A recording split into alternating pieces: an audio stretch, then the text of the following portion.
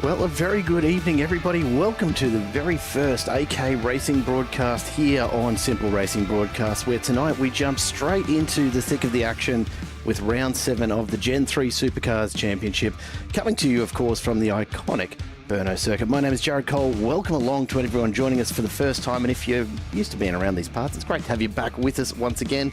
This is, of course, a spectacular venue to begin our coverage for AK Racing season. It's a flowing, technical, European classic of a track that absolutely will reward bravery on the brakes tonight, some confidence through these incredibly long radius corners, and absolute precision when it comes to managing tyre life. And of course, being Gen3 Supercars, that combo is guaranteed to deliver some proper door-banging racing.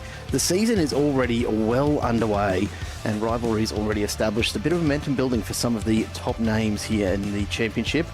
Of course, every point from here on out, with just this race and the next to go, matters just a little bit more. We're catching this championship right as the pressure starts to peak, of course, and Brno has a bit of a habit of exposing both the strengths and weaknesses in equal measure. I'm calling this one solo tonight, so settle in, get comfy, and get ready to go racing with AK Racing. Before we do get underway, though, let's take a brief look at the championship standings before they came to Brno here tonight. Now, the Project 4 team with Alex McEwen and Nick Mello well established at the top of the field. In fact, the top 4, Matt Cotter from Send and Defend Motorsport, as well as Scott Garrick from Falzon AC Karting United, really in a bit of a league of their own at the moment, well separated from the rest of the field. Matthias Falzon, Scott Garrick's teammate at Falzon AC Karting, a fair way back in 5th, so realistically the fight to the podium for this championship is really down to 4 with 2 rounds to go. Of course, anything's possible, but mathematically speaking, you can't imagine too much of a change happening here. There are, of course, plenty of extra spots to play for further down through the grid, as we see quite a number of the drivers, fairly locked in battle at the moment. You can see Sam Spencer and Dion Clark are fairly close together, only 10 points the difference. Don't count out Nathan Hughes either, who has raced across 2 different teams so far in this season. 411 points, doesn't have him far off the back, but he does need to keep an eye on Brandon Pierce, only 2 points further behind. Zach O'Reilly, Also watching his back for Justin Fullis as they fight it out for 11th position. And Andre Elliott, look, probably a shot to be involved in that one as well.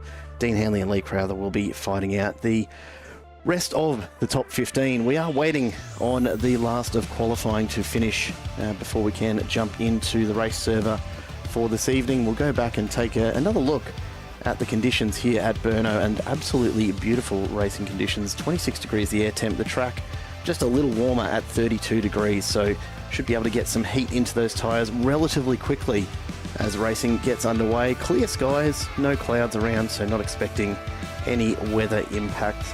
We will, of course, have two races here tonight. The first, a sprint race, 10 laps with one mandatory pit stop for the drivers to make. Will certainly keep things interesting. Of course, a sprint race with a pit stop, always a difficult thing to navigate. And then we'll jump into race number 2, 32 laps with a reverse top 15. And we have seen about 17 drivers, if I'm not mistaken, jumping into the session tonight. So it will be an almost complete field reversal for race number 2, which should see some of those quicker names having to fight their way all the way from the back and coming up forward to the front of the field if they do want to get the most points they can. A mandatory pit stop there in race number 2 as well will certainly challenge the drivers as they make their way around for race 2. No mandatory compound change in race number 2, so not imposing that particular challenge on the drivers here tonight. We wait on the qualifying results, but I can tell you that we saw quite an improvement in lap times from the sessions that were running throughout the week in terms of practice. We saw, sessions somewhere, lap time somewhere around the sort of 2:05s, generally speaking. Tonight in qualifying, I can confirm we have had one driver actually break through the 2-minute 3 barrier and into the 2:02, so a blisteringly fast time there. And will be interesting to see if Matt Cotter from Centre Defend Motorsport can back that up across the two races this evening. Just waiting now on the session getting underway for racing, so sit back, relax. We'll be waiting for just a couple of moments more as we do load in. If you're new to Simple Racing Broadcasts, welcome on in, of course. It's great to have you along. We're experimenting a little bit here with AK Racing and dipping our toes into the world of Assetto Corsa. It's not something that we ordinarily do. Of course, you'd be very used to seeing us covering all sorts of iRacing events across the channel, but look, branching out, never a bad thing, right? So more racing action for you. If you are keen to see a bit of the usual iRacing action, of course, we do have quite a number of events coming up this week still. Tomorrow night, the MC Motorsport GT3 Championship will continue. Tuesday nights we'll have more Gen 3 supercar action, of course, with Alliance Sim Racing, and then Thursday nights back to the GT3s with Tasman Racing League. So plenty going on this week. If you need your racing fix, this is absolutely the place to be. I'll leave you sit for just a moment as we do get loaded in here. Just waiting on the server coming up, and we'll be jumping into race number 1. So take the opportunity, go and refill your drink, get yourself comfy wherever you are watching from. Say hello in the chat, of course, and we'll be underway in just a moment from Brno.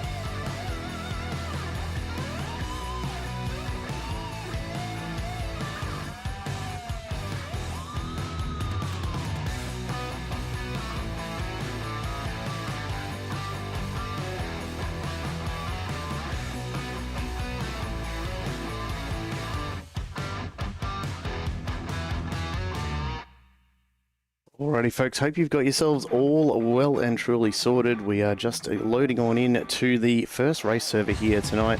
It does appear that we have reduced it to 9 laps. By the look of things, the temp's still the same. 11 km/h winds shouldn't make too much of a difference for the drivers here tonight. But we'll certainly see how it plays out. Just waiting for the last of the drivers here to actually get on in.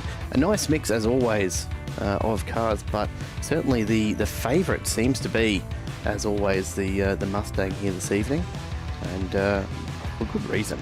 Right? The Mustang, and considering they're Gen 3 supercars, you shouldn't expect there to be a great deal of difference, but it does seem to be a fairly popular one all the same. The lineup for the grid this evening: Alex McEwen will take the pole with Matt Cotter and Scott Garrick behind, then Brandon Pierce, Nick Mello, Justin Phillips, Lee Crowther, Nathan Hughes, Sam Spencer and Andrew Ferguson rounding out your top 10, as we wait now for the rest of the field to just make their way onto the grid. We are very, very close now to getting underway, and we will take you across to all of the action so that we don't miss a thing. We are trying to just sort out a few little minor issues in the background, particularly with our very own car just having a bit of a moment trying to get itself loaded in, but we are just about ready to go racing with just a short time left before we do go to the green light. So we'll head on down to the track and get ourselves ready to go here. As we see McEwen on the front of the grid for this one. A bit of an unfortunate incident for the race director's car as well, which is something we can certainly get sorted as the race gets underway. But a good field tonight, 17 cars on the grid here at Brno as we await starters' orders. It won't be a great deal that most of these drivers can do to get away any quicker, except for that launch. It's a bit of a sprint, of course, down to the first corner. Relatively long front straight. G'day Matt, welcome to the chat. Good to have you along.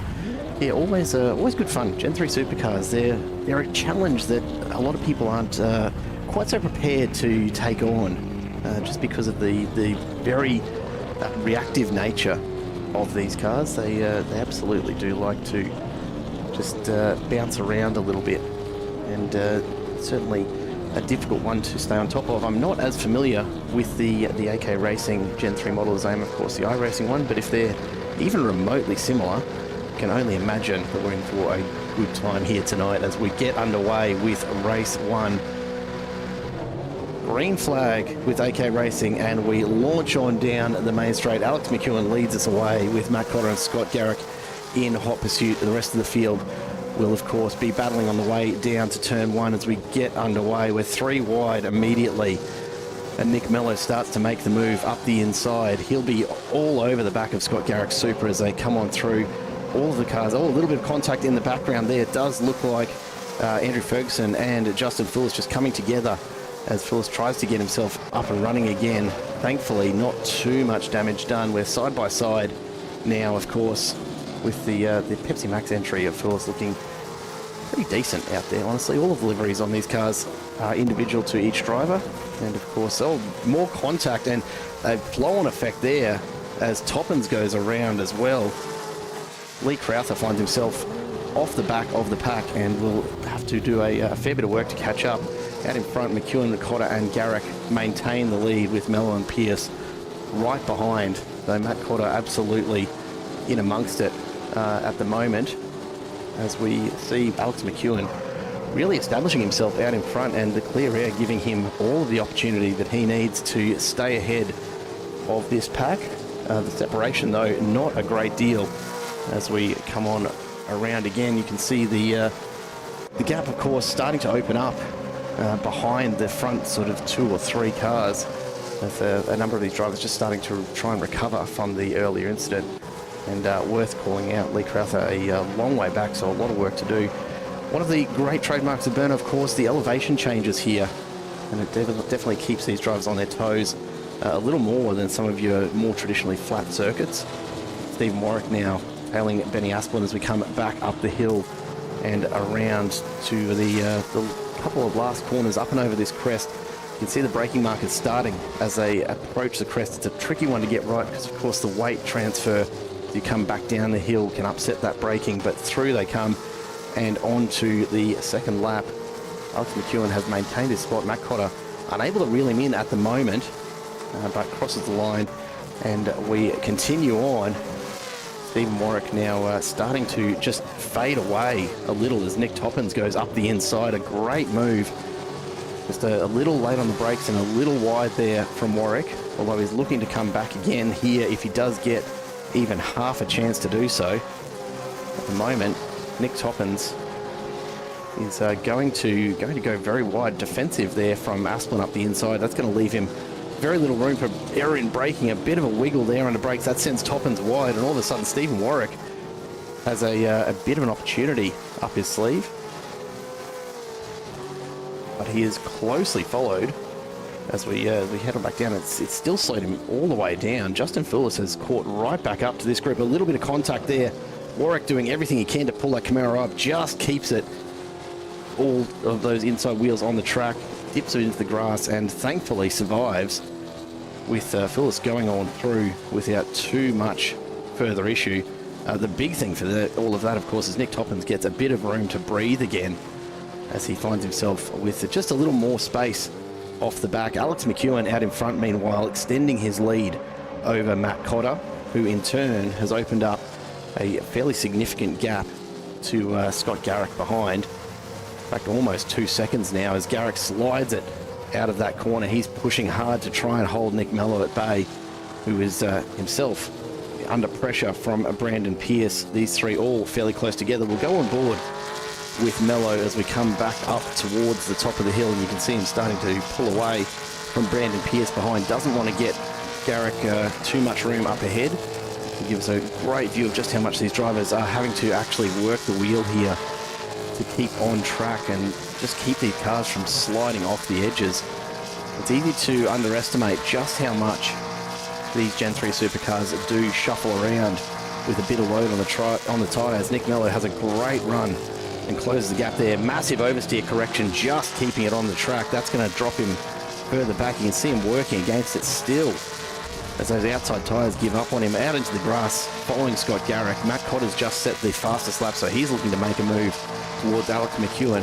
Nick Mello somehow holding it together, and Brandon Pierce says, thank you very much, I will take full advantage of that. Closes it up within a half second behind, and so this will probably remain one of the closer battles on track. You can see already a lot of movement from Brandon Pierce's car behind as he tries to take full advantage of Mello's earlier issues. Further back through the pack, Nathan Hughes also closing the gap up, this time on Andrew Ferguson as they come down the hill once again. Hughes and Ferguson just locked in this for sixth, but Hughes definitely getting the better run at the moment. Just can't quite seem to find a way past, so he's stuck to the rear bumper for the moment. Big slide there from Ferguson is going to let him maybe look for an opportunity here. Can't quite get there. Needs to be just a little bit braver to get the move done under brakes. We'll jump forward again though, because the battle continues. Garrick, Mello and Pierce. This is for the third step of the podium here in race number 1. 9 laps is what they have to get it done. They're almost halfway through this race, and so far Mello and Pierce neither have managed to really find a way to apply the pressure they're going to need to Scott Garrick.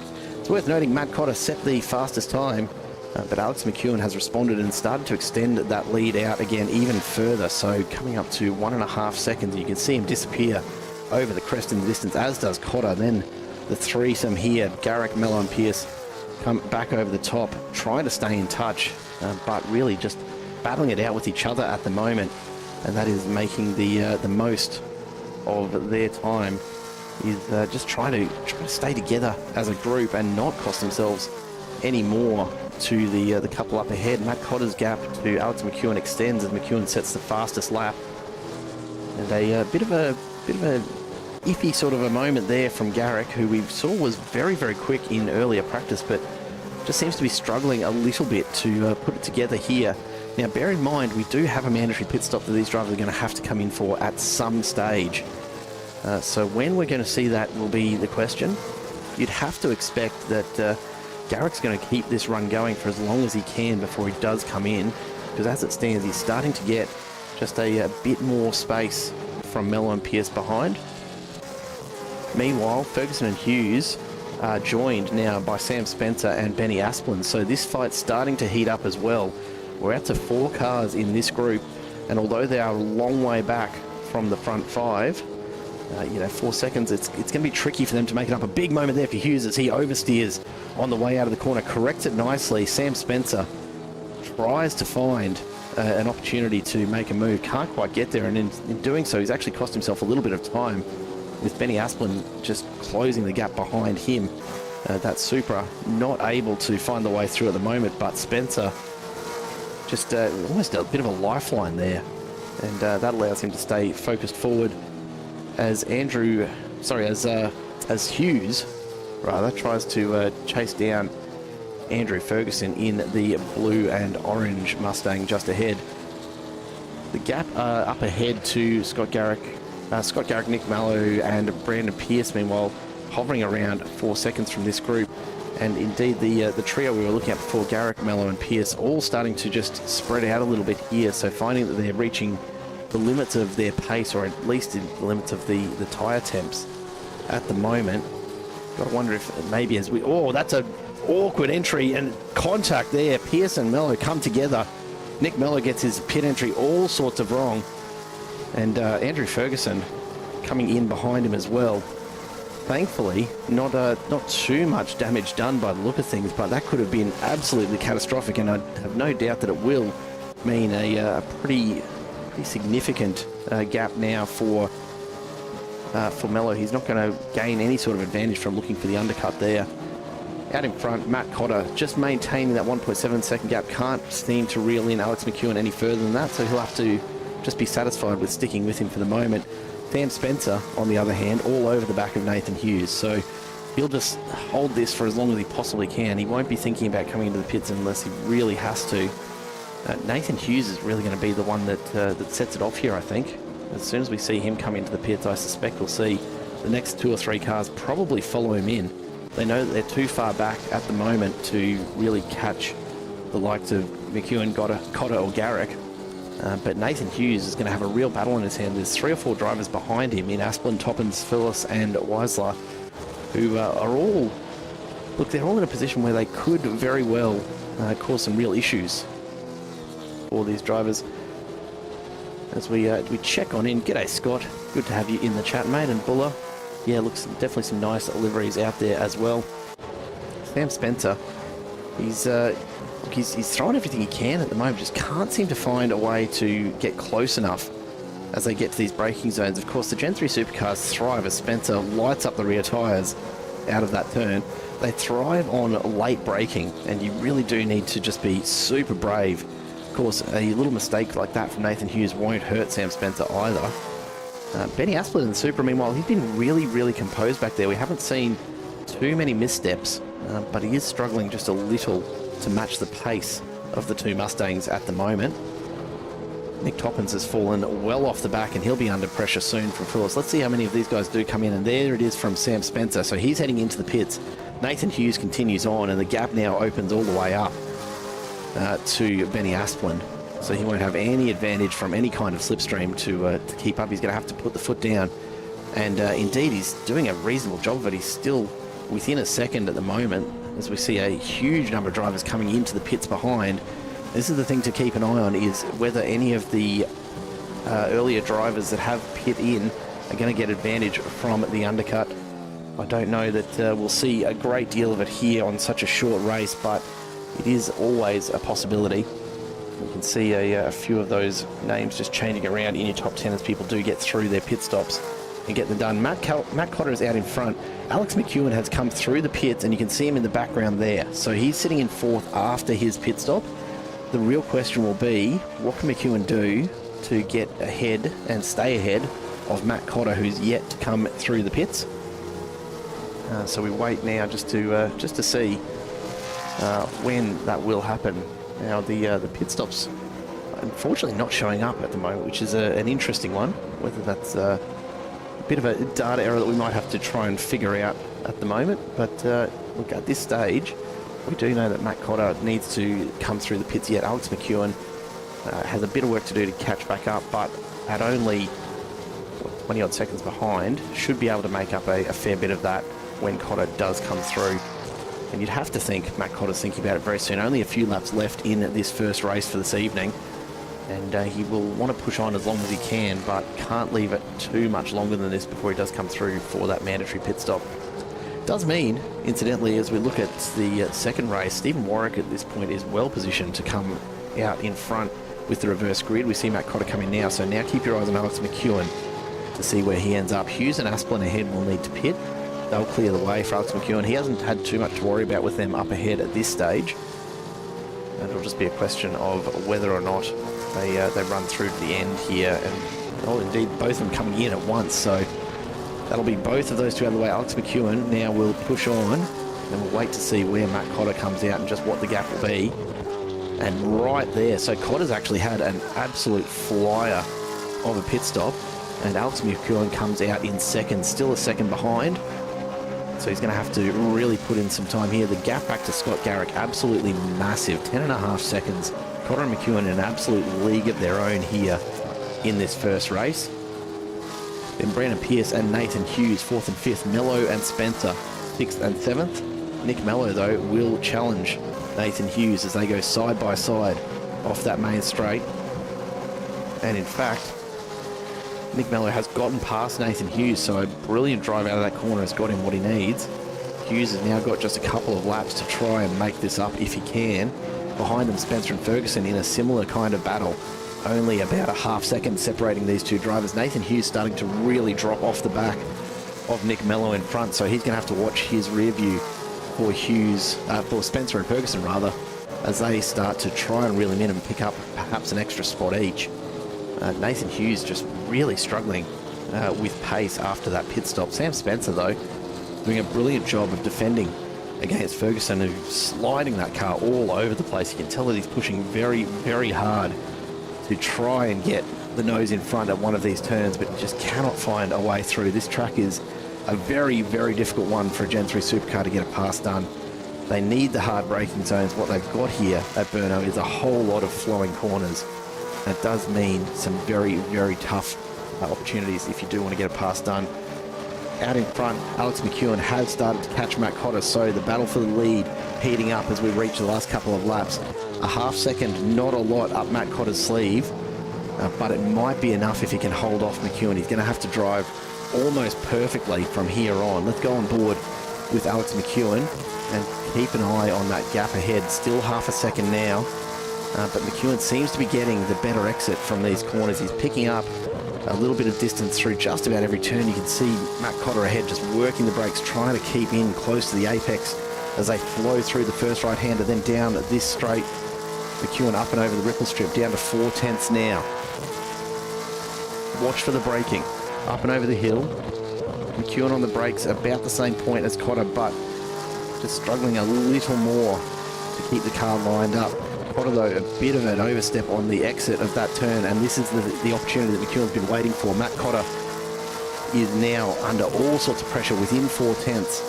McEwen's going to have to do this very, very soon, though. He closes right in behind, be absolutely filling the mirrors for Matt Cotter within 4/10, cutting it down. Just a couple hundredths every turn is all that he needs at this point, but he's going to have to think about exactly where he wants to get this pass done.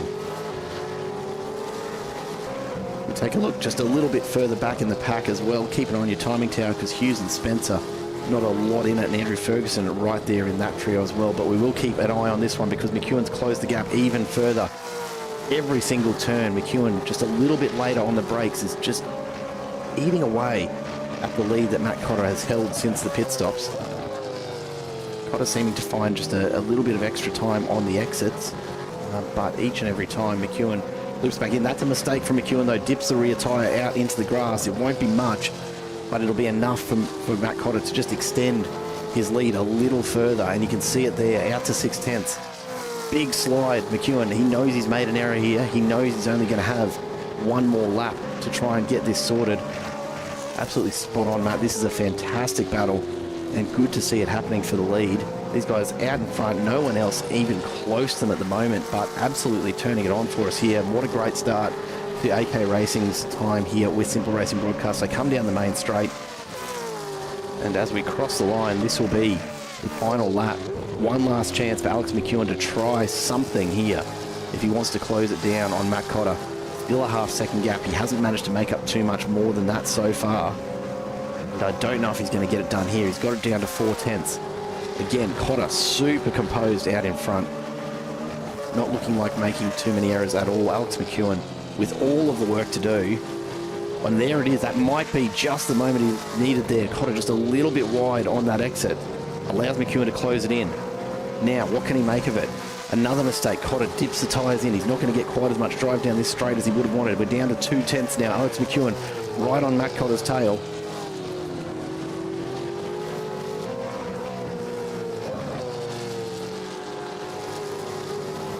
McEwen's looking for any chance that he can get here. Cotter just defending, making that pass almost impossible. I don't know if Alex McEwen's going. Oh, McEwen's gone wide. He's gone into the grass. Big slide. That's going to be it. He's going to run out of time here. Only a few corners to go, and none of them are going to present anywhere near as good an opportunity to close that down as he's had so far. I'd be surprised if things change from here, but I think that might be all it takes for Matt Cotter to wrap up race number 1 here. McEwen now out to a second. He knows that he's going to really struggle. He's backed it off just a little bit. And Matt Cotter, the consistency has absolutely paid off here. Alex McEwen's thrown everything at him for the last couple of laps, but he's not going to have enough. As Cotter slides it out of the corner, it's not going to be even close to enough for Alex McEwen to have a shot at this before they get to the line. And Matt Cotter, a victory well deserved here in race number 1. We'll see them both come across, but then the gap back to Scott Garrick. Credit to Scott Garrick for that as well, though. He's managed to cut a good couple of seconds off both of these drivers over the last couple of laps that they've been battling it out. But Matt Cotter comes across the line. Started in 25th, I don't think is quite accurate. Thank you, Assetto Corsa. But a brilliant drive from both Matt Cotter and Alex McEwen. And a brilliant battle to finish race number 1. Scott Garrick, meanwhile, will head across the line and pick up a 3rd place for his troubles. Still a couple of battles going on further back in the pack as well, though. Sam Spencer and Nathan Hughes crossing the line almost alongside each other. Only 3/10 in it. Nick Toppins and Ferguson behind them. Ferguson picks up 8th. Toppins in 9th. Again, less than half a second between them. Justin Foulis less than a 10th back from there. So a brilliant finish to race number 1 and a great drive from both Cotter and McEwen out in front. The real question will be, of course, how does this play out in the second race as we get a little bit of celebration from Andrew Ferguson. That's all we'd like to see. No tyre going wasted. We've got to use all of that up, of course. And why not do it on the way back around to the pits? For his part, Matt Cotter doing exactly the same. As is Scott Garrick. I hadn't considered this, but I think I might have to actually start judging the quality of the return to pits after the race. We'll have to call this the SVG award or something like that, I reckon. Got Garrick cheating a little bit by using the inside of the curb to do so, but you know, we'll allow it. It's not gone quite so well that time, though, for Alex McEwen, and that will be the end of race number 1. I tell you what, not a bad way to start off the coverage here for AK Racing. It's been a pretty impressive opening. So the real question will be just how much the reverse grid really affects things. Stephen Warwick will be starting at the front of the grid with Ian O'Brien alongside, then Daniel Sharp and Derek Weisler with Benny Aspin and Justin Foulis behind them. Then Toppins and Ferguson ahead of Spencer and Hughes, in no particular order, mind you. Mello and Pearce ahead, and then Garrick, McEwen and Cotter at the back of that 15. So a fair way to go yet before we do get into that. 32 laps is going to be a very different story. That mandatory pit stop probably won't be quite as challenging for a lot of these drivers as it may have been in that first race. Of course, you've got a little bit more time to play with strategy and look for a better opportunity than you otherwise would have, as we have the drivers just coming back into their bays now. We'll have just a brief interval here while we do change over to race number 2, folks. So a great opportunity if you're around to just jump on in and just getting a bit of an update. Late changes, so we did see 9 laps instead of 10 there in race 1. We will see 30 laps for race number 2 instead of the planned 32, so it will be a little shorter, but not significantly different to what we were probably expecting from that first race. A very, very impressive race to open it up there. Yeah, see, I like the idea of the SVG award. You know, can you get anything more appropriate than that? I can't think of a better driver to name it after. Folks, settle on in. We'll take a very quick break and leave you here while we do get set up for race number 2. 30 laps lie just ahead. If, like me, you need to give your voice a bit of a break from shouting at your computer or TV, then now's a great time to go and get yourself a bit of a refill. The angle grinder award if they pop a tyre. You know, I had actually forgotten all about that with the Assetto Corsa. It's not something that you can actually do in iRacing, so we don't see that happen too often in iRacing. You can damage the tyres to the point that they're no longer useful, but you can't actually pop the tyre itself. Yeah, I don't mind that either. We've got our first little debate to have, I think, after this round, just to figure out what exactly we call that post-race award. Have to put it to the admin. Folks, I'm going to take just a moment to get myself a drink and get set for 30 laps here at Brno. I suggest you do the same, and we will be back in just a few minutes with race number 2.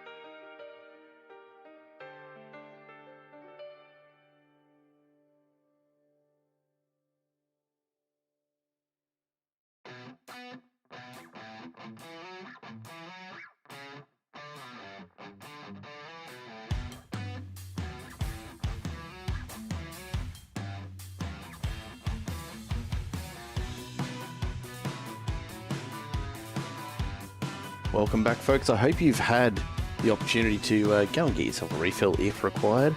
Very happy Sunday afternoon for you. I know a number of people were enjoying the V8 Supercars at Sandown today. If you were watching that, let me know, what do you think of the race? I'm a little curious as to everyone's thoughts on Sandown generally. It's one of those tracks, people either love it or I think don't quite get just how good of a track it actually is. But, you know, each their own, I know. I am a massive fan of Sandown. It's one of those that I don't think gets quite the level of respect that it deserves as a very, very impressive track to drive. We've got our drivers getting onto the grid now, so we'll go on back to the track and get ourselves set up and ready to go racing once again. This time around, of course, we are looking at a slightly different number of laps than we intended. 30 laps here in race number 2, so about another hour of racing to go, and it's plenty of opportunity for the likes of Cotter and McEwen to make their way back to the front. Of course, Mellor and Garrick in amongst it as well when we think about the championship. They've got a bit of work to do though, as they'll be coming from all the way back in 11th, 12th, 13th, 14th, around that sort of mark, although we are waiting for a few more drivers to jump on in.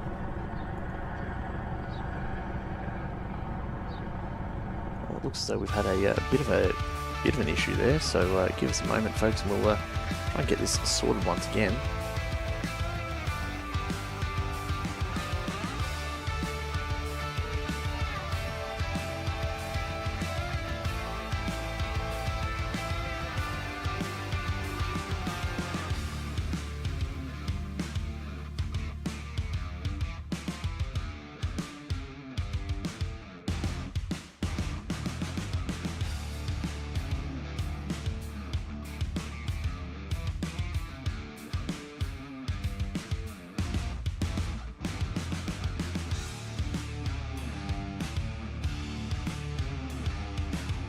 Not quite sure what's happened, but a minor server issue there, folks. We are getting ready to go once more. Sorry for the delay on race number 2. Give us a shout. Who you here supporting? I'll get to wrap my head around some of the names and faces I'm sure we'll see in the chat each and every time we go racing here with OK Racing, but keen to know just who it is that you're supporting. Matt Hagerman from Sly Fox Designs in the chat. I suspect you might have a little bit of something to do with some of these amazing liveries that we're seeing out there on track today, Matt. I've seen that name pop up a couple of times around the place, and indeed I have just seen it now show up on one of them as well. We'll go back down to the grid, because I think we are getting ready to make a start this time around. Truck still beautiful conditions, unchanged from race number 1. 32-degree track temp, absolutely sorted for these drivers and the tyres. Race director's Abarth just having some issues, but it'll be out of the way in time for us to get running, I'm sure. It looks as though we should have now all of the drivers on track and just waiting for starters orders. As the lights come up, we get ready to go racing once again. Race number 2 here at Brno Circuit. 30 laps ahead of us. Stephen Warwick will take us away from the lights, and we are green once again. I'm jumping the gun a little myself, but Warwick leads us on. A brilliant start there from Sharp, coming through and getting the pass done. Benny Asplin going with him as well. So Stephen Warwick not getting the launch he would have liked, but a beautiful start for Sharp and Asplin. They get out in front and immediately enjoy a little bit of extra space. You can see in the background, it looks like Alex McEwen actually running it wide, and that's going to drop him a long way down the order. So he's going to have even more of a battle on his hands, now down into 17th as he gets past Clayton Waters to try and move back up through the field. The driver's using all of this very, very wide track just to try and find some kind of an advantage in amongst the pack while they try and get sorted into somewhat of a racing line. You can see already McEwen starting to get a little bit frustrated. He tries to charge on through, goes up the middle past Scott Garrick. Out in front, meanwhile, Sharp and Asplin just swapping positions as well. So plenty going on. Nick Mello right in the thick of it as well. And the drivers only just now starting to sort themselves out into something like a racing line. Sam Spencer and Justin Poulos side by side on the way out. This is going to cost a bit of time. Big moment there for Andrew Ferguson as he gets sideways coming out of the turn. And that's probably going to be just enough for Nick Mello to sneak up the inside here. And he does. Shuts the door across the front of Ferguson's car and moves on up into P8. Big slide there. And that's Sam Spencer around. That's caused all sorts of issues, though, for more of the drivers. Ferguson ends up into the wall. I think we've survived otherwise. But look at the gap that it's created now between this pack and the rest of the field. And again, it's the front 5 or 6 that are going to start to run away. The big news, Andrew Ferguson down the back has taken a long time to recover from that. Sam Spencer, unfortunately, getting caught up in it as well. And that's put him a long way off the back. We do have, though, almost 4 wide here as we come to the last couple of turns. This is only lap 1, folks. We've still got another 29 laps ahead of us. And I'm not sure if these guys are maybe forgetting that there's still a long way to go in this race. While all of that's been going on, Matt Cotter has just been quietly moving his way up through the field and finds himself alongside Daniel Sharp now. But he's got eyes for Benny Asplin out in front. He wants to get back out in front and just extend his lead. Alex McEwen finds himself down in 7th. Garrick behind him by another 3.5 seconds. So a big gap starting to open up. Matt Cotter's in a great position here. When we think about championship points, Cotter will want as much distance as possible between himself and McEwen. Garrick as well. Nick Mello back in 11th. So this is starting to set up to look like a very, very profitable race in terms of championship points for Matt Cotter. I know it's early days. I know a lot can happen, but not often that you'll see this much of a gap open up so early. Alex McEwen makes his way past Stephen Warwick up into 6th. But the gap back to this group, have a look at it. Scott Garrick, Lee Crowther leading him out. Nick Mello is there as well, with Brandon Pierce just behind. But almost daylight, really, from Garrick forward to Stephen Warwick at 7th. And these drivers are going to have to try and figure out how they close that over the next 28 odd laps. Now, 4 seconds is not a huge amount of time, and of course the pit stops will come into play, but that early incident has really made life difficult for a couple of the top championship contenders here for this season. Mello and Garrick will really be up against it with just this race and then next round to go. They're going to have to try and salvage something from it. So see Brandon Pierce just having a little bit of a look. Nick Mello maybe struggling perhaps a little with grip at the moment. He's pushing pretty hard, dips the wheel into the grass there. He absolutely wants to try and get back up towards the front of this pack. Daniel Sharp and Justin Poulos just off the back of the lead group at the moment. And there is Alex McEwen as he runs to the inside. He's got a brilliant run out of that final turn. He'll go past Justin and settles himself into 5th. So Matt Cotter's out in front, and that's all well and good, but what he'll be watching is McEwen's progress up through the rest of the pack. The more cars he's got between him and McEwen, the better it is for his championship standings. Unfortunately, McEwen absolutely flying. Sets the fastest lap on that last one, and not hard to believe considering how far up through the pack he has moved over just the first few laps. Keeping in mind that he started down in 14th, 15th, and a bit of an error there from Daniel Sharp allows McEwen up into 4th. So now only a couple of spots separating McEwen from Matt Cotter.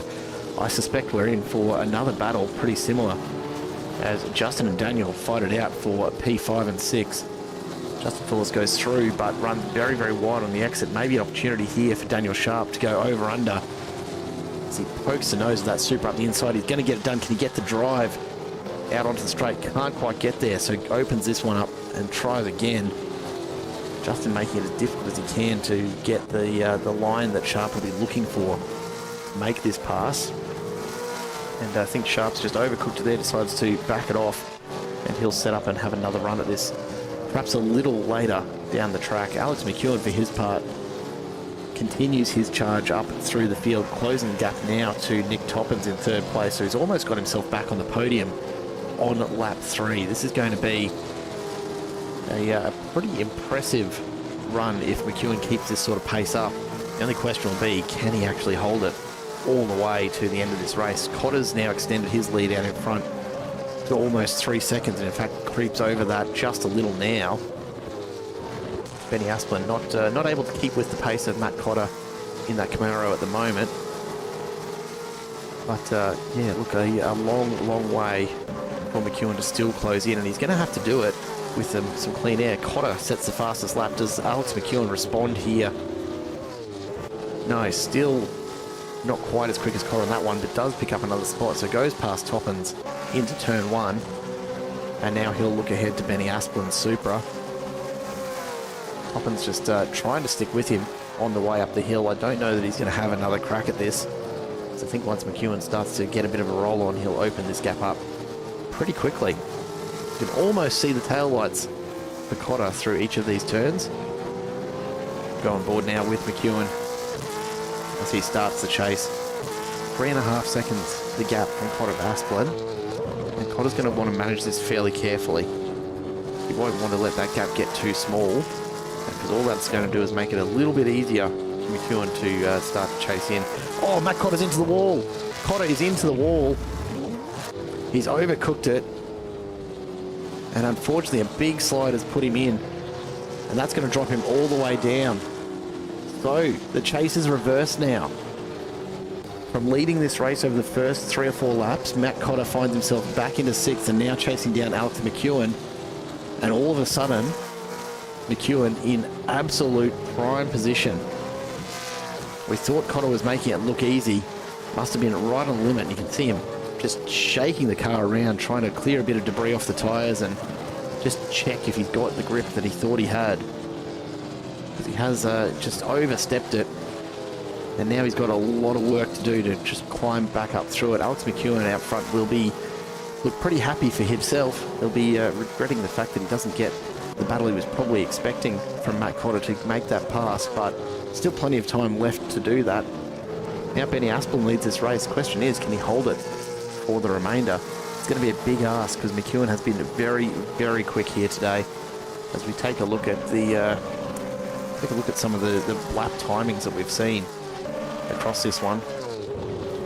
Fastest lap from Alex McEwen that time around at 2:04.292, and you can see the comparison as Cotter goes at 2:03.7. Nothing like a little bit of red mist to inspire you to push just that little bit harder. You've got to wonder whether we'll see any more 2:03s out of this one. But a very, very quick lap for Matt Cotter. The immediate lap following his incident earlier as McEwen goes past Benny Asplin and takes control of this race. So Asplin just unable to maintain that pace. A brilliantly fast lap from Matt Cotter. In fact, approaching his qualifying time of a 2:02.9. So he's got plenty left in it. But there's a lot of distance to still make up, to find himself back up at the front of this race. And you can see there from the gap of each driver towards the leader, Matt Cotter 7.5 seconds. I know we're in early stages of this one, folks, but it's going to be a pretty big ask, I think, for Matt Cotter to try and close that distance down. Derek and Mello as the other 2 championship contenders, not too far off the back either. So it's yeah, look, it's going to be a battle. Alex McEwen, for his part though, continuing to extend the lead out in front. The question will be whether he can maintain that pace and indeed the focus required to keep hitting these sort of lap times.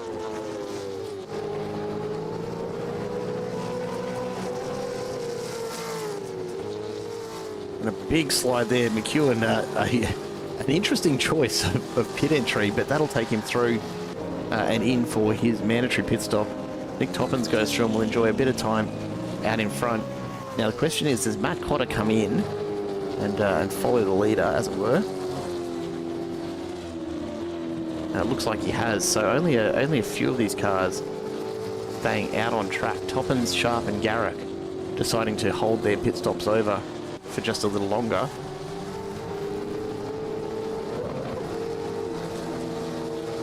It does look as though we've had a virtual safety car called here by the look of things. Something we're going to have to try and figure out with Assetto Corsa is just how we do get this information to you from race control, folks. It's always a little bit tricky, but indeed a virtual safety car with Nick Toppins holding the pack here, and that will explain the perhaps a slightly late decision from Alex McEwen to come into the pits there. Does mean though that McEwen will have his mandatory pit stop done.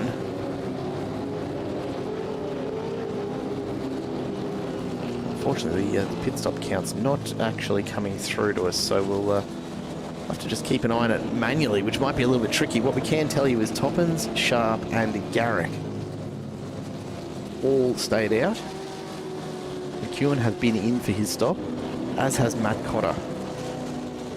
So the ones to watch from a championship perspective now, really, it'll be a question of when Scott Garrick manages to get his mandatory stop done. Otherwise, just about everyone else has been through theirs in that last round of them. And it'll be pretty much just a straight sprint from here to the end. As we wait to just hear from race control on whether we'll have another lap of VSC or if we'll be going green here. And you can see the drivers just trying to keep a little bit of extra heat in the tyres on the way around what is a reasonably long track here at Brno. Despite the number of straights it does have, it's actually a fairly long one and not a particularly quick lap at just over 2 minutes. So quite some race distance still to go before we decide our winner here in race number 2. Nick Toppins well positioned, but does have that mandatory stop yet to complete. I think Alex McEwen will be the one that we do keep our eye on from here, because he will be most likely the race leader as the rest of the mandatory pit stops do peel away.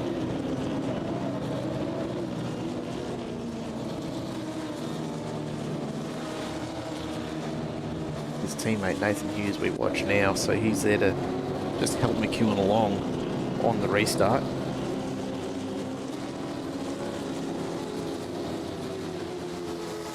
We see a great jump from Toppins. He gets it underway very early. Daniel Sharp perhaps just trying to hold the rest of the field up a little further for his teammate, and Hughes immediately out of McEwen's way, and he'll play a little bit of defence behind. What we'll see here though, of course, is a reset of the field, and that means more side-by-side racing and more opportunity for drivers to just get it a little bit wrong and run alongside each other. Ferguson, Asplin, right there with Matt Cotter, who finds himself trying to go around the outside, so he gets up the outside of Asplin. But of course, with the longer radius in that corner, he's going to have to get the nose back in for this right-hander. Looks as though he'll manage this one, although it's pretty tight. Justin Phillips wants to follow him through, just looking for an opportunity, not quite finding it at this point. Andrew Ferguson's established himself out in front, comes across and closes the door on Cotter. And so Cotter's going to have to approach this as a separate attack altogether. Justin Phillips just gets into Benny Asplin there, and Asplin drops off the back. A big slide as he tries to regain control. And both himself and Justin just getting caught up now in a bit of traffic after dropping speed in that little bit of a collision. But they'll drop out of the top 10 now. And oh, big contact in the background. And Stephen Warwick has gone around, and Justin Phillips both off the track and into the wall. Unfortunately, Warwick just rolling back a little bit further. And Justin Phillips getting another nudge in the kitty litter. They're back underway now, but they'll be a long way off the back of this pack, so a lot of work left to do for them to catch up. We'll move back up the front. Daniel Sharp, big slide in the super. He's sideways. Just avoided by Nathan Hughes there. Sam Spencer goes through as well. Hughes did a brilliant job to get past the Supra without making contact. Matt Cotter now right behind Daniel Sharp's Supra. And Cotter looks to the outside, can't find it just yet. Nick Mello's behind him, so he'll be looking to follow through as well. The two championship contenders neck and neck at this point of the race.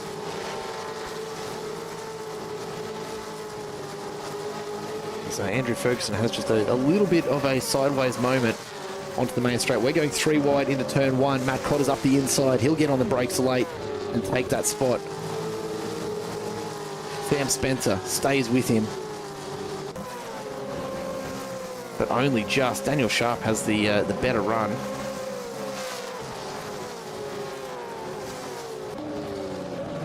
And now Matt Cotter going to have to defend that inside. Sam Spencer right there, pokes the nose in, just a little bit of a nudge. Cotter's going to have to really be careful with this one. Doesn't want to upset his position again. He's already had one slide into the wall, and he can't afford to fall any further back.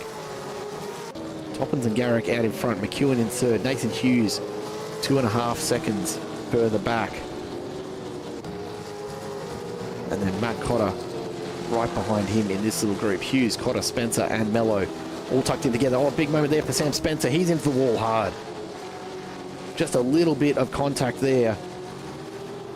And that was enough for Sam Spencer to be sent flying into the wall as he limps it back onto the track. There's Justin Foulis coming through now. There's Stephen Warwick.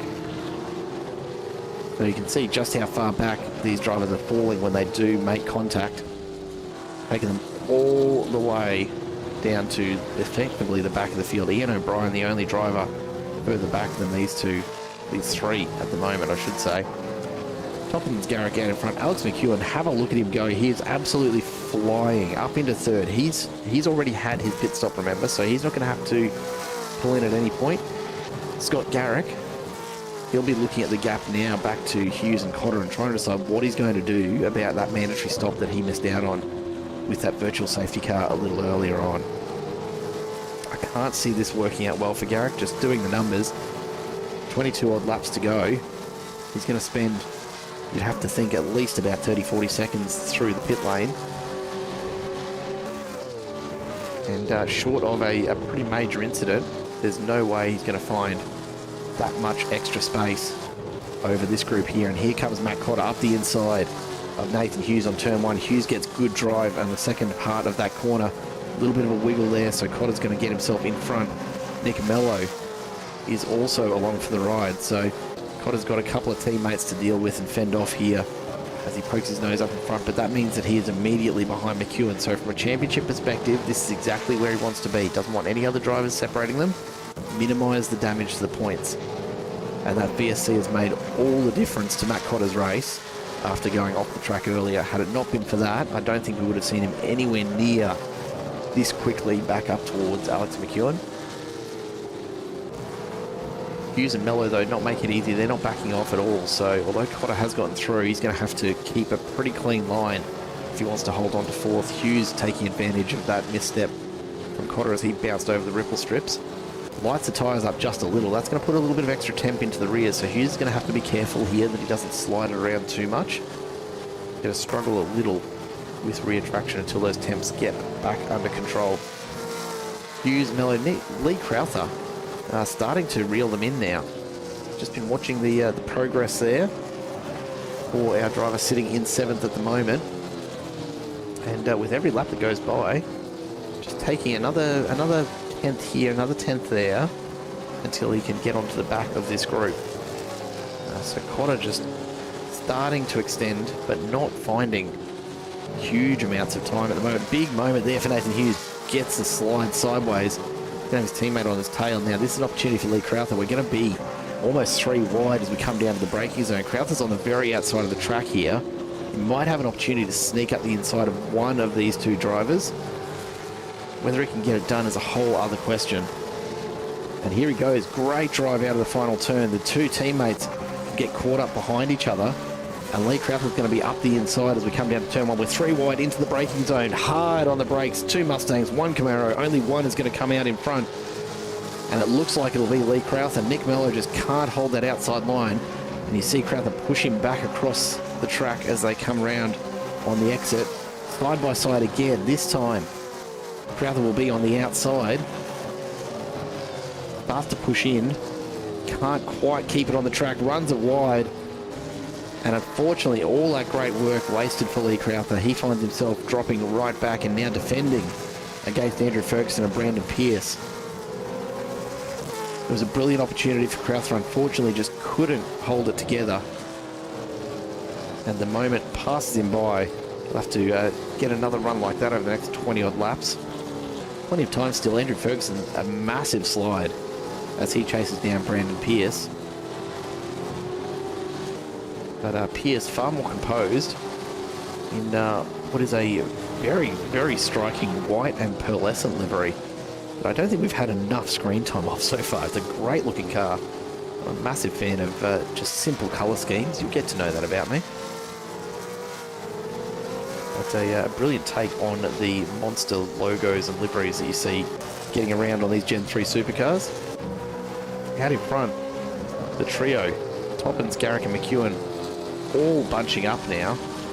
So Garrick's going to want to fight this as hard as he possibly can. The longer he can hold Alex McEwen up, the better it'll be for his pit stop. I don't know how much these drivers really think about the championship standings when you're in the heat of battle, but Garrick will not be super keen to let McEwen pass, even knowing that he's still got to make a mandatory pit stop. McEwen's made his, so he's all he's got to do at this point is really just sit there. Just stay with this group, nothing silly, and just make his way all the way to the end. He's not going to hang around though. He's looking up the inside into turn one, so McEwen's got a whole lot of extra pace up his sleeve. He goes side by side with Garrick through turn one. And now McEwen will look forward to Toppins. And look at Garrick fall off the back here. Not quite sure what it is that McEwen's done with the setup of this car, but he's finding so much extra grip out there on track here at Brno. And look at this. Holds the inside of that corner, sets himself up beautifully for the right-hander. He's going to try and go around the outside here. Toppins has to slow right down to stay in far enough and not make contact, and that's going to be all McEwen needs to get the nose in front. Now, can he come across and shut the door through the apex? He can. And Toppins falls in behind. Scott Garrick senses a brief opportunity, and he sends it up the inside as well. So Toppins just getting absolutely rolled through those couple of corners by McEwen and Garrick. Couldn't get back to the inside near the apex, and he'll have to fall in behind. All of this, of course, just helping Matt Cotter in the background, who has started to cut real stretches of time out of the front three. It's down to within 2 seconds now. All three of these drivers just costing themselves far too much lap time. Alex McEwen will be happy to be out in front with a bit of clear air finally. But Matt Cotter, he can sense it. He can absolutely reach out and touch this group from where he's sitting at the moment. Spare a thought for Nick Mello, almost 4 seconds further back. He's in the championship fight, but really not in the fight for podium honours here in race 2 at this stage. It's going to be a very big ask, and of course Lee Crowther doing a brilliant job of a recovery at the moment. Finds himself back up into 6th, so he's made his way past Nathan Hughes in the background. And now we'll be looking to finally atone for that earlier moment where he did run it off track. He's going to look for a chance to get past Nick Mello here. He's done it almost once before. Can he do it again? And again, Crowther runs wide, so you can see he's pushing that Mustang very, very hard to try and stay with Mello. Unfortunately, it's costing him time every time that he runs off track. Crowther comes through turn 1, a fairly wide approach, but that allows him to just apex late and get on the power. He really does need to close that gap up. Brandon Pierce behind, not likely to factor at the moment. Andrew Ferguson and Benny Asplund still going at it here. We've seen these guys battling a number of times already across this first half of race number 2 here tonight.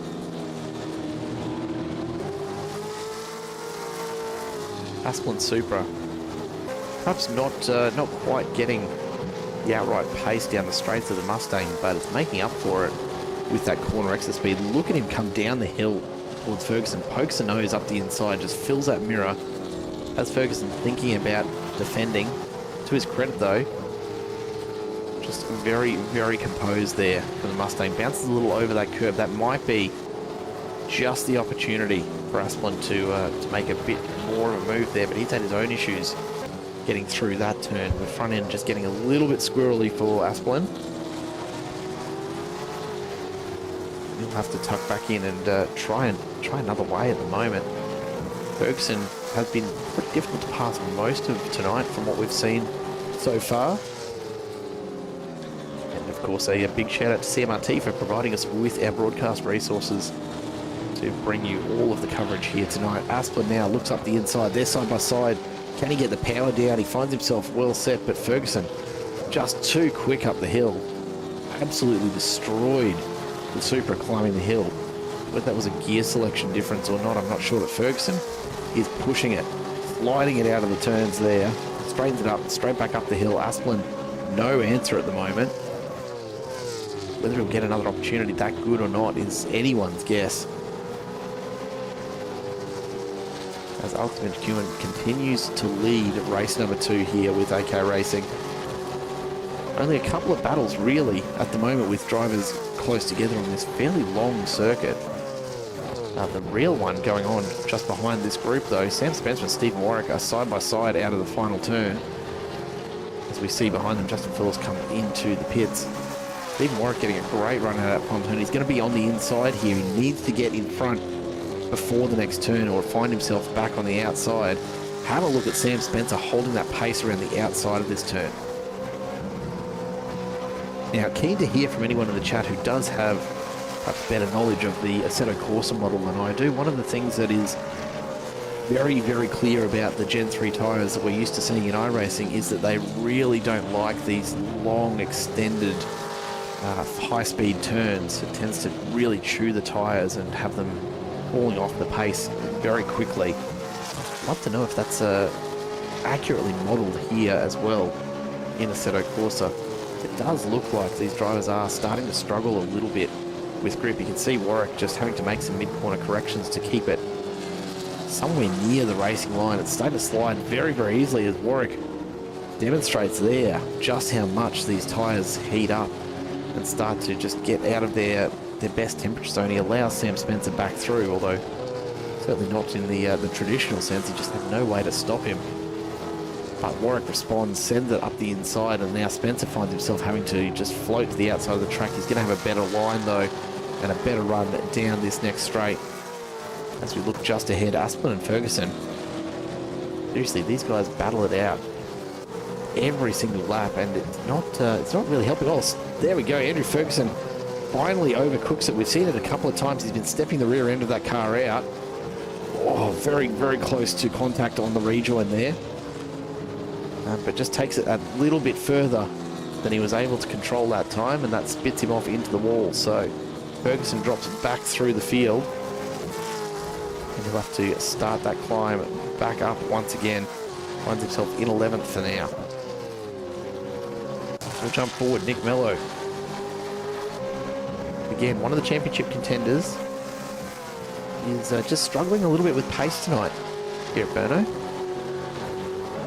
Someone who's not struggling quite so much, Matt Cotter, continues to climb back up through the field. So a pretty promising run from him, considering that he's had that slide into the fence early on in this race. I think he'll be pretty thankful that it was so early on. It's given him plenty of time to just make his way up through again towards the front end. Lee Crowther, for his part, having a great run. He's up into 4th.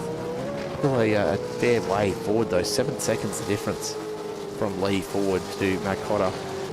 And now Scott Garrick and Cotter themselves just locked into battling this one out. Garrick's still needing to come in for that mandatory pit stop, so what he's counting on at the moment is just extending his lead as far as he can beyond the rest of the field behind them. He'll be looking at the gap to the likes of Benny Asplin, Sam Spencer, and feeling pretty confident that he should be able to get out and back in somewhere in a competitive position, but really will depend on how long it takes him to get through that pit stop.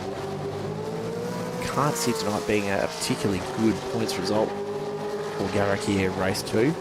He's unfortunately missed out on what is effectively a free mandatory pit stop. Most of the field taking a free stopper, essentially, under the virtual safety car. It was called just as McEwen was coming out of the final turn. About 10 laps to go now. So it's by really fairly quickly at the moment, considering the length of these laps. But a few of the drivers, unfortunately, just not taking the opportunity, and now probably just starting to think they might regret it a little bit. I don't think Garrick's going to be able to recover anything from this. Nick Mello is pretty well positioned, so he's unlikely to challenge for a podium at this point, but if he can't hold that, and if he hasn't still got that pit stop to make, then there's a fair chance of him staying in touch from a championship perspective. But Scott Garrick, you'll have to think that you'd have to think that that's pretty well his night done in terms of points here. Not over till the fat lady sings as always though. But Garrick will continue to push on, sitting about 4 seconds back from our leader, Alex McEwen at the moment. Matt Cotter in third. Lee Crowther in fourth with Brandon Pierce right behind. And then daylight through the rest of the field. Not many battles to speak of. Although a couple further back will drop back into Derek Wisely here from Kelly Motorsport, who is still just sitting in behind Andrew Ferguson after Andrew's earlier excursion off the track and into the fence. That, of course, gives an opportunity for a couple more points by the end of this race. We're at the halfway point now, 15 laps down, 15 to go. We're near enough to it at least. And for some of these drivers down the back, I don't know that there's a huge amount of potential for them to catch up to the front end of this pack. The gap just insurmountable at this point. Andrew Ferguson ahead of this little trio, 6 seconds to Stephen Warwick. And then really as you go up through the tower, Benny Aspin sitting 18 seconds behind Nick Mello. Massive separation there. So we'll have to just keep our eye on these battles within the pack. See on the track map just how big that gap is. Well, it looks as though Lee Crowther's was coming for his pit stop. There we go. I was wondering what happened. Scott Garrick come in as well. Nick Mello continues. And this gives us a much better picture now of just how much of a difference there is in the setup of this field. So Scott Garrick, 26 seconds in the pit. And he comes back on out. So not a particularly long stop required. It does look though as though he'll hang on to 5th place at least. So he'll be pretty happy with that positioning. Got a few seconds buffer back to Asplin, which might be all that he needs. Because Asplin now, he's no longer having to worry too much about Andrew Ferguson after they battled out for, look, I think it was about 10 laps that they actually spent nose to tail in some fashion. And you'd think Asplin would have earned himself a bit of a break, but Toppin's immediately starting to do much the same to Asplin as he did to Ferguson. And now starting to just close this gap down a little bit.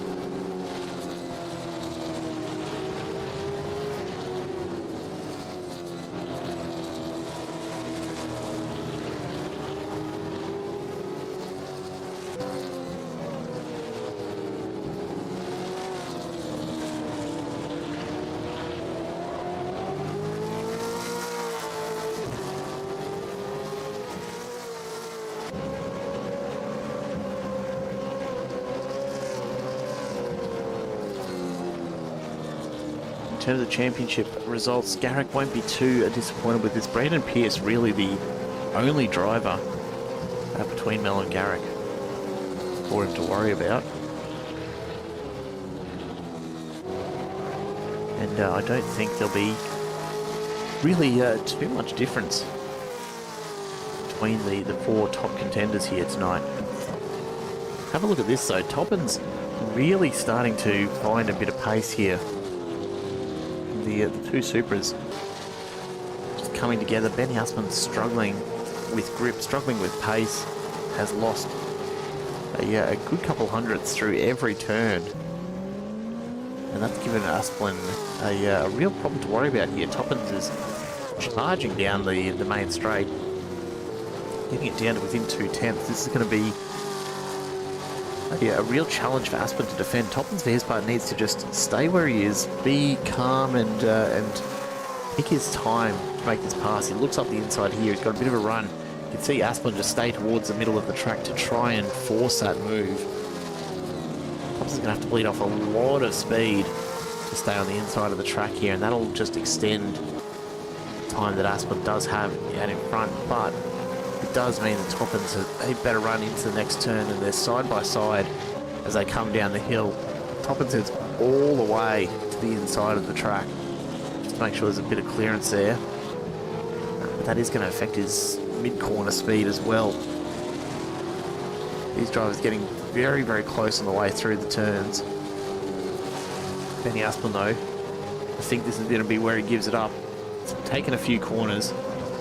And that's one of the things about these Gen 3 supercars. You can't expect to get a pass done particularly cleanly in just one turn, where you don't have the hard braking zones to work with that do come with some of the other tracks. Somewhere like Brno, and you do have to make these passes happen over the course of about 3, 4, 5 turns. That's exactly what we've seen from Nick Toppins. Getting it done, moves up into 5th. Benny Asplin now will have to find something else if he wants to stick with him, or else he needs to start thinking about how he holds that 4-second gap back to Brandon Pierce for another 12 laps, which seems honestly a pretty difficult undertaking at this point, as Asplin falls out of the slipstream, what little there is, behind a Gen 3 supercar. Toppins slides it on in. Now, I don't think we've actually seen Toppins come in for his pit stop just yet. I could be off the mark, but I am reasonably certain that he's still due to come in, so wouldn't be the worst thing in the world for Asplin to just keep that in mind. But Brandon Pierce is closing in a hurry, already cutting it down to 3 seconds, so start to run out of time there. Warwick's into the pits behind, so he'll drop down through the field as well. Go to Justin Foulis, back in 14th.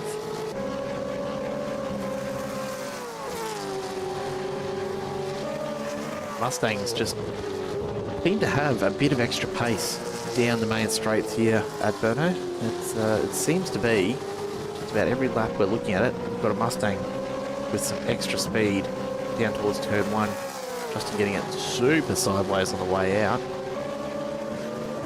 You can tell he's pushing really, really hard here to just try and get a little bit closer to Daniel Sharp's Supra in order to find some kind of way through.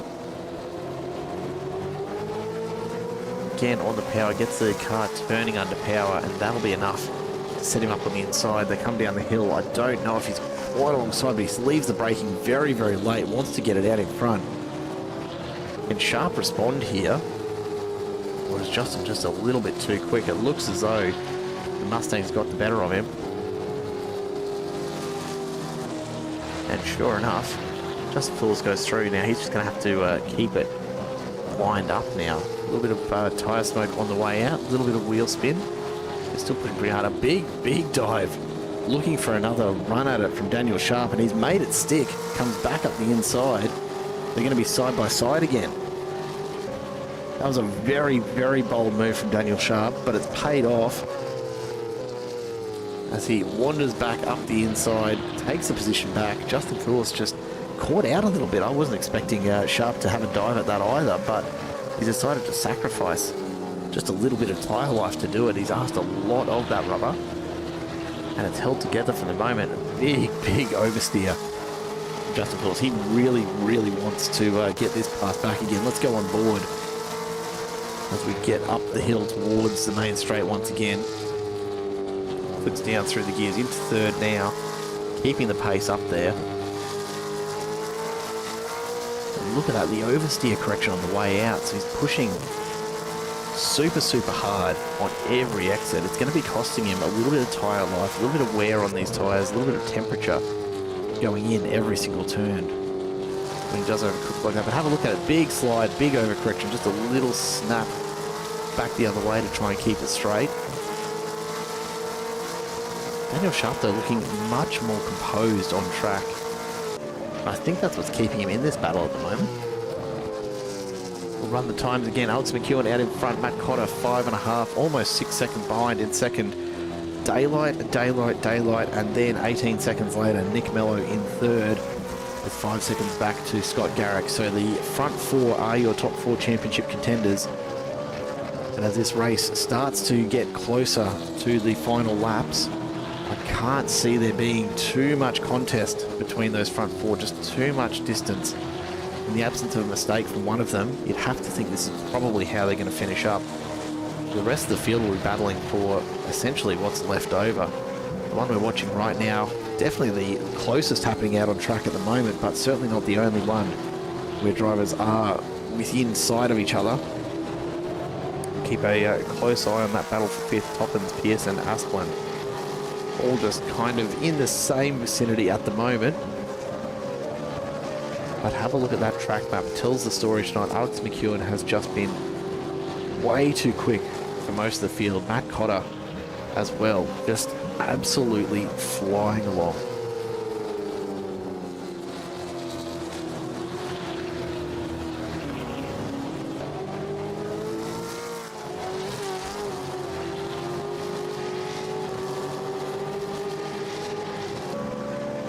Have a look at this. I really think Justin Fields has overcooked these tyres at the moment. Just can't seem to hold consistent pace.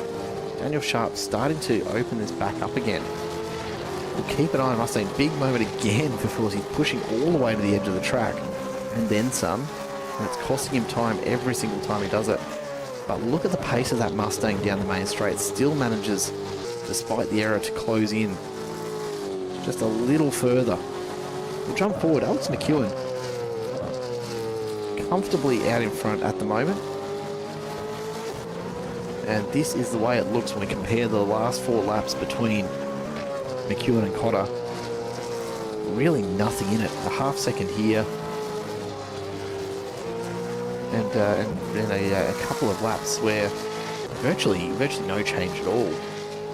But it does look as though Matt Cotter may be able to reel this in a little if he can just find a little extra time a little more consistently. I can't say that I expect he'll really be able to close that gap. It's pretty extensive. It's still 5.5 seconds at the moment. 10 laps to go. I mean, he's gonna have to find something pretty special. And I don't know that he's gonna have that much extra pace left in this Camaro. He's been pushing it very, very hard. A 205.7 tells you just how far these tyres have really fallen off. G'day Zeke. Yeah, it's a pretty good looking livery, isn't it? In fact, all of them are. It's something that I always like to try and take a bit of time to just admire the work that goes into making these cars look the way they do. Because there are a lot of very, very talented livery designers out there who put these together, either for themselves or for friends or for clients, as the case may be. And what we end up with is some pretty unique designs. Matt Cotter sporting this yellow and black. Always a good look for a Camaro, in my humble opinion. Very Transformers Bumblebee looking type thing. But obviously a bit of a different take on it, with the AK Racing logo boldly on the side of it, and of course the rest of the sponsor logos. He is still chewing away at the lead of Alex McEwen. Let's do the numbers. 5.5 seconds to make up. If he's closing, a half second per lap at his best, then he's still not going to make it there in time. Alex McEwen, all he has to do is stay consistent at this point, and he's got this one in the bag. Matt Cotter, though, will continue to push on. The only question will be, how much life has he got left in those tyres, and how much time has he got left on track before we do hit the final lap. I really can't see it being enough for Cotter, but hey, who knows? Might surprise us yet. You can see there that McEwen just a bit slower on lap 19, but then picked up time on lap 20, and that's not going to be helping Cotter at all. At the moment, he really does need to be consistently quicker. And as he comes across the line, McEwen's just chewed another couple of tenths out of him. So effectively at this point, Potter's given back all of the time that he managed to pull on lap 19. And I think this is about it. I don't think he's going to have the time left, even if he can consistently pull a half second out of McEwen, which is looking pretty unlikely in its own right. I really don't think he's going to have the time left in this race with just, what, 8 laps or thereabouts to go. It's just too much of an ask. You can see Alex McEwen there. He's just ahead, just around the next corner every single time. And it's one of the most infuriating parts of being a race driver is when you can see your opponent just disappear around the next corner time and time and time again, and you find yourself just pushing that little bit too hard, trying to bring them just a little bit closer every time, and it ends up costing you time every lap. I think that's what we're seeing from Matt Cotter right now. If Alex McEwen was maybe just a little bit further ahead like he has been over with the 5 or 6 laps earlier, that's when Cotter's been at his best, when he's been able to focus on his lines, focus on his braking. Right now, I suspect he's just starting to get into his own head ever so slightly about whether or not he's finding himself closer to McEwen through every corner. We'll jump back to this one. Justin Phillips and Sharp still battling it out here. And it looks as though they're closing pretty quickly on Derek Weisler, who has struggled a little with his pace as well tonight. And you'd expect almost to see the gap stay pretty consistent with Phillips and Sharp, although they're not directly battling side by side a whole lot at the moment.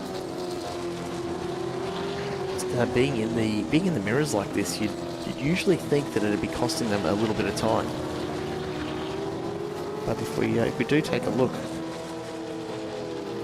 at the last few laps, Derek Weisler is absolutely shedding time at the moment. So there's something going on with that car, whether he's got a fuel level issue and needs to think about making it home, or indeed if those tyres are just a bit cooked. Either way, it's costing him enormous amounts of time at the moment. So a real opportunity for Sharp to maybe pick up an extra spot. Scott Garrick's into the pits again. So Scott Garrick has come through and into the pits. Not good news for the championship contender. Nick Toppin's in as well. Benny Aspelin comes through as well. So I do have to wonder if perhaps there's been some kind of penalty issued or something like that. Doesn't look to be, from what I can see on this end. It's a bit of a strange one. You wouldn't think that you'd have to see that, but it looks as though maybe a few of these drivers just underestimating or overestimating their range that's available to them with the fuel on board, and finding that stop under the virtual safety car might not actually work out quite so well after all. McEwen and Cotter now just starting to catch Clayton Waters in 17th. But you can see Cotter's well off his proper race pace, let's call it.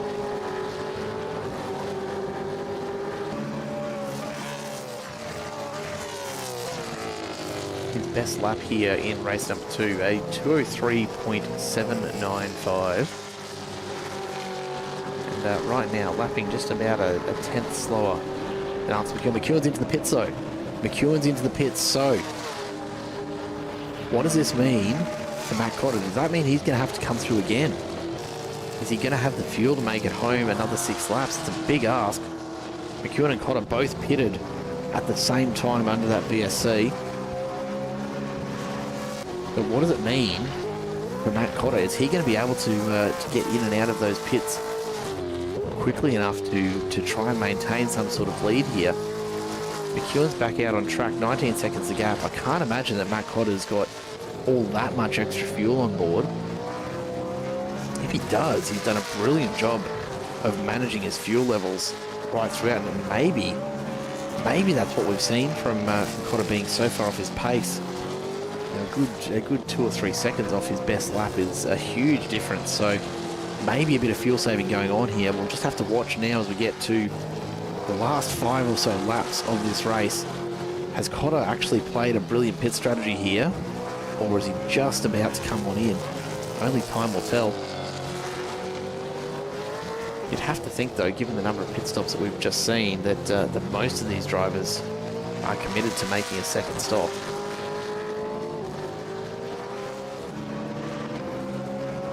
There's Nathan Hughes comes on out of the pits as well, so a little bit of a reordering of the top. Most of these drivers now coming back in for a second stop. Sam Spencer and Daniel Sharp getting caught up. I'm not quite sure what's happened to Daniel Sharp. At some point we've missed something going on there, because Sharp has dropped all the way back down into 14th, and now Sam Spencer can sense a bit of an opportunity. We see a couple of cars coming out of the pits. That's going to interfere here massively. As in the background, Andrew Ferguson comes out of the pits. Daniel Sharp glides off the track, comes to a stop. A really, really awkward spot to try and get that car rolling and not end up in traffic. And Sam Spencer and Justin Phillips just up ahead continue on for the moment. Derek Weiser right there with them, so still plenty left in this battle. A bit further up, Nick Mello and Scott Garrick will find themselves battling for third. Matt Cotter is into the pits, so Cotter's come into the pits. Alex McEwen will go past and regain top spot, and unfortunately that's going to cost Cotter even more time. He comes back out the other side. It's been a relatively quick stop, but nowhere near as fast as he needs to be. There he goes out of the pits just up ahead. That might have been Clayton Waters, I believe, rather than Matt Cotter we just saw going around the corner. Scott Garrett doing everything he can to get on the podium here. Oh, big moment there for Nick Mello. Big slide. That's what Garrett needed. Makes the jump around the outside. Mello just pushing a little bit too hard on those worn, tired and hot rears. And that's been all that Scott Garrick wanted, was just a little opportunity to get through. Now he's got 5 laps to defend. And he'll be home on the podium. A little bit of contact just being reported between Weiser and Foulis back here in 11th, so these guys battling pretty hard for some of these minor placings. Derek Weiser thinking about a dive up the inside, isn't going to go for it just at the moment, but he is right there and definitely looking for an opportunity to challenge. Nick Toppins and Benny Aspin will check in on in just a moment, because they're pretty close as well.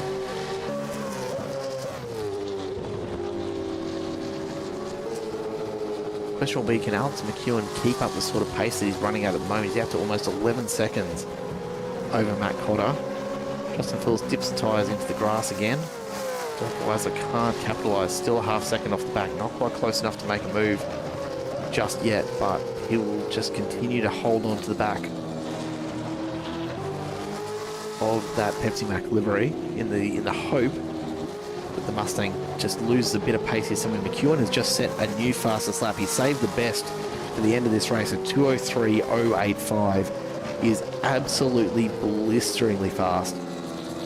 Keep in mind that we only saw one driver get into the 2 minutes and 2 range in qualifying. Alex McEwen has only just missed out on that lap. So that pit stop, I can only assume some fresh tyres have made all the difference. And he's going to come out and push at that sort of pace all the way to the end. He's already set a fastest first sector again on this lap, so McEwen is absolutely flying. And have a look at the gap starting to climb. Matt Cotter, 11.5 seconds now, and continuing, 11.7. McEwen's decided to save all the pace to the end, and he's absolutely sending it at the moment. G'day, Heather Hughes. Good to be back. Good to have you here. Welcome on into Simple Racing Broadcast. Hope you're enjoying the coverage. And if you're any relation to Nathan Hughes, he's doing a great job sitting in ninth at the moment. If you're not, well, let me know who you are looking at, and we'll try and cover them as well.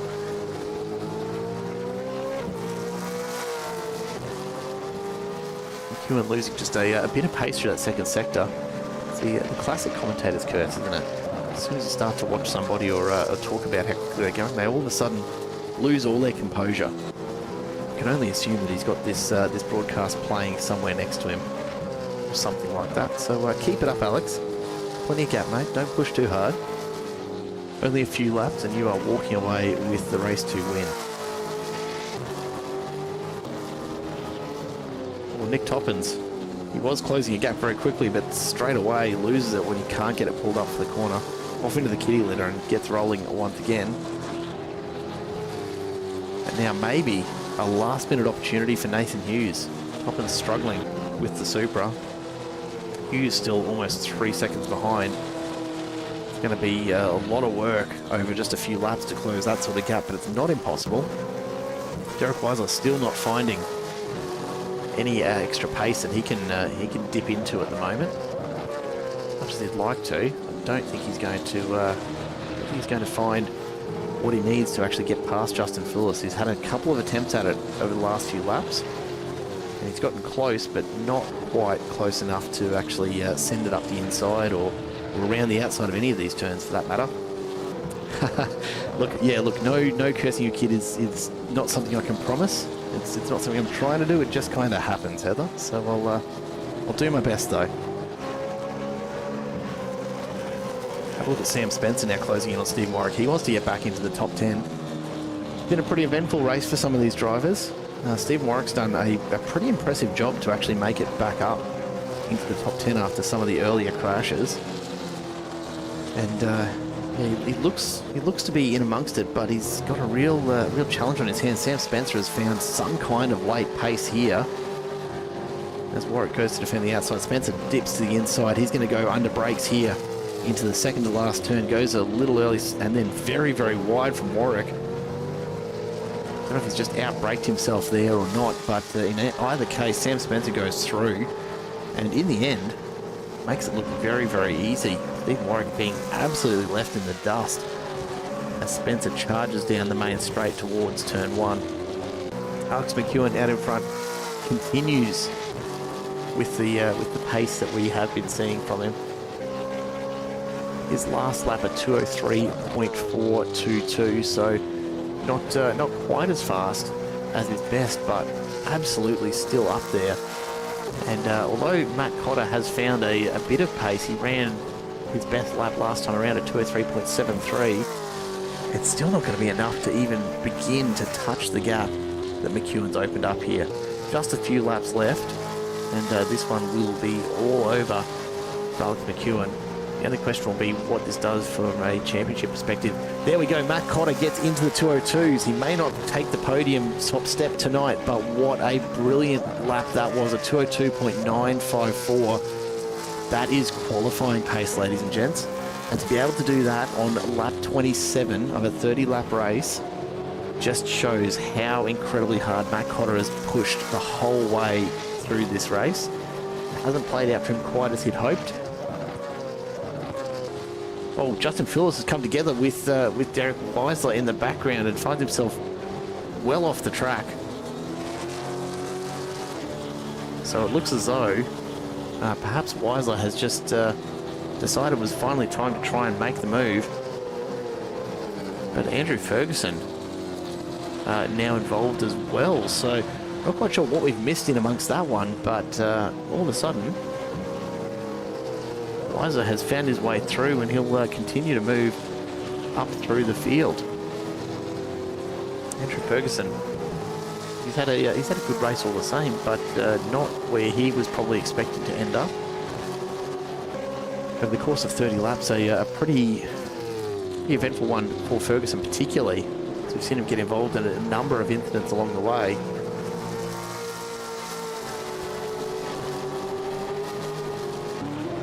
Nathan Hughes, unfortunately, no, I won't take any credit for it. I promise I wasn't looking at him, Heather.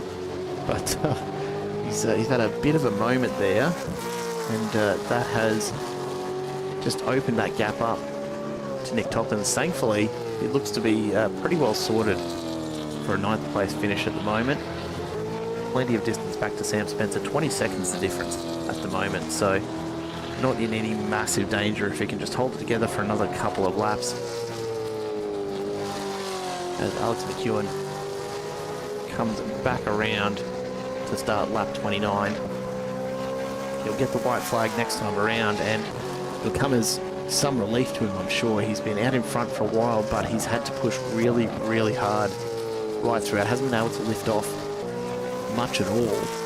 And although it may not look that way from an 11-second gap back to second place, a lot of that really just coming down to the pit strategy here tonight in race 2. Matt Cotter, unfortunately, just not quite getting as much fuel as perhaps he would have liked. And that's been enough to send him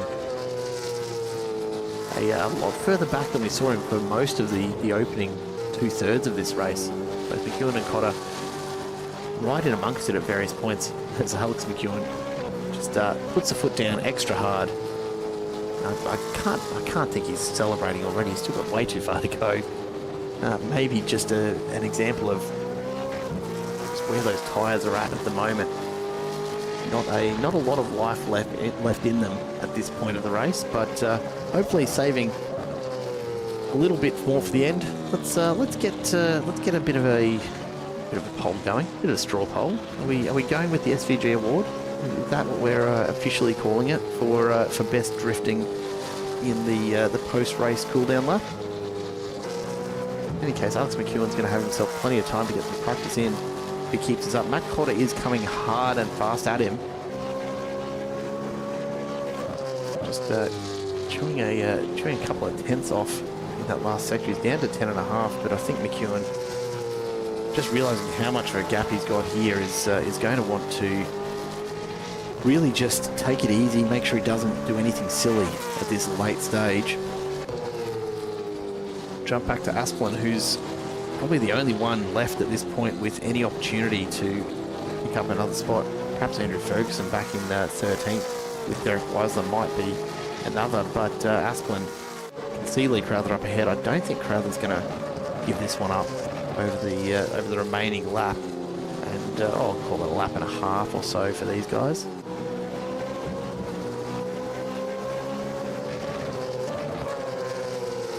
But you can see the huge separation, the track map making it all too obvious just how far out in front Alex McEwen really is.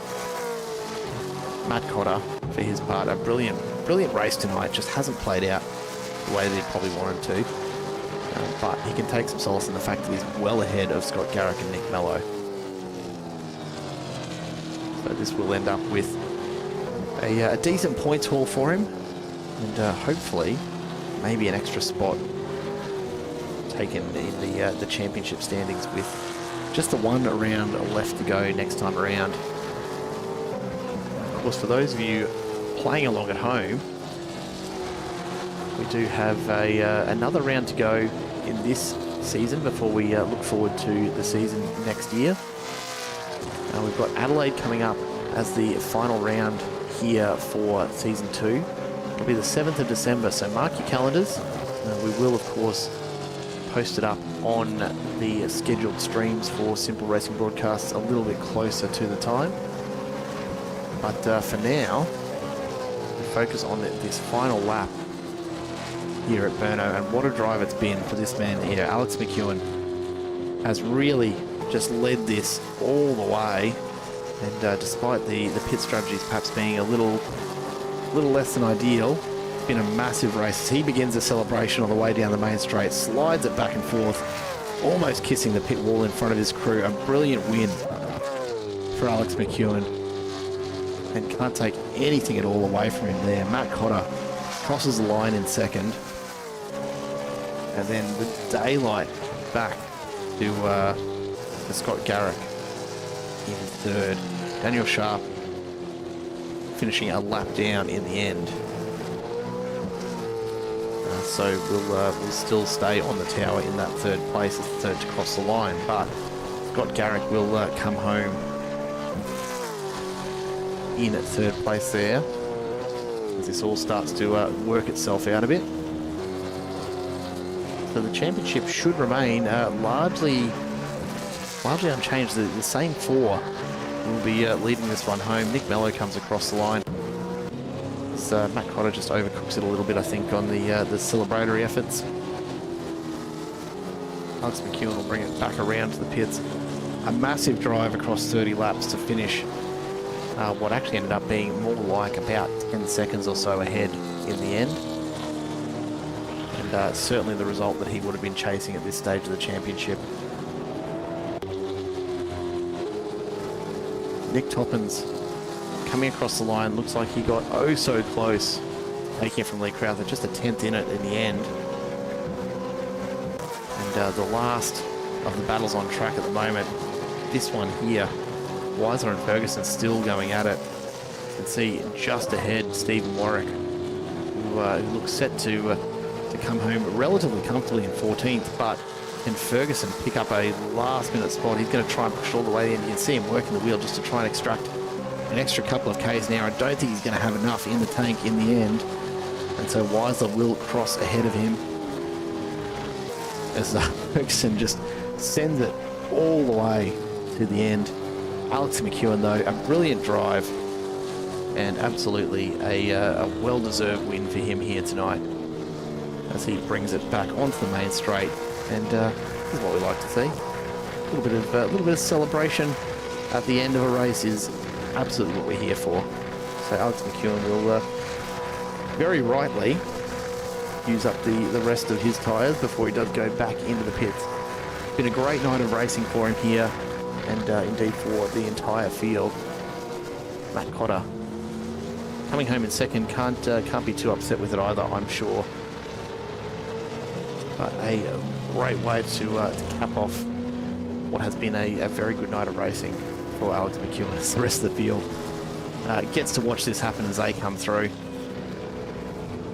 Alex McEwen pretty intent to use up just about everything he's got left. Matt Cotter comes into the pits as McEwen tries to find some kind of traction left in those tyres. I don't think he'll have much of a chance. Folks, it's been an absolute pleasure to have you along with us here tonight. Thank you so much for joining us here with Simple Racing Broadcast as we bring you round 7 of the AK Racing Gen 3 Supercars. This is season 2. We've got one more round left. The 7th of December sees us in Adelaide to close this season out. Make sure you do bookmark that one. And if you'd like to get some racing action in the meantime, keep in mind, of course, that we have racing happening all throughout the week here on Simple Racing Broadcast. Tomorrow night, the MC Motorsport GT3 Championship continues. Then Tuesday night, some more Gen 3 Supercar action with the Alliance Sim Racing Championship starting up again. And of course, Thursday night, more GT3 action with Tasman Racing League. Plenty of racing right here on Simple Racing Broadcast. We do hope we'll see you for that in the not too distant future. Otherwise, from all of us here on the team, it is goodbye for now.